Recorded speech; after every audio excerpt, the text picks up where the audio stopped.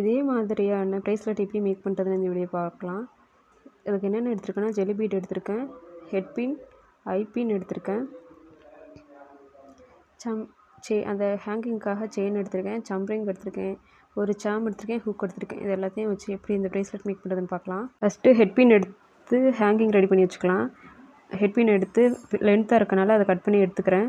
Cut பண்ணிவிட்டு லைட்டாக pen பண்ணிட்டு நோஸ் பிளேயரை வச்சு ரவுண்ட் ஷேப்பில் நம்ம ஹூக் மாதிரி ரெடி பண்ணணும். கையை வந்து வெளில எடுத்து தான் நம்ம வந்து டர்ன் பண்ணணும். அப்படி இல்லைன்னா வந்து இந்த ஹோல் வந்து ஒழுங்காக வராது. அதே மாதிரி ரெடி பண்ணி வச்சுக்கலாம். நெக்ஸ்ட்டு ஐ பின் எடுத்துகிட்டு ஒரு ஜெல்லி பீட் உழைக்க போட்டுக்கிறேன். உழைக்க போட்டு லென்த்தாக இருக்கனால அதுக்கு ஆப்போசிட்டில் அப்படியே டர்ன் பண்ணிவிட்டு எக்ஸ்ட்ரா இருக்க கட் பண்ணிக்கணும்.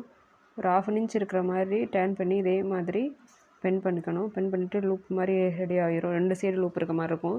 ஸோ இதே மாதிரி எல்லா பீடையும் வந்து நம்ம நெக்ஸ்ட்டு ஒவ்வொரு லூப்பாக ஓப்பன் பண்ணி எல்லா பீடையும் கனெக்ட் பண்ணிக்கலாம்.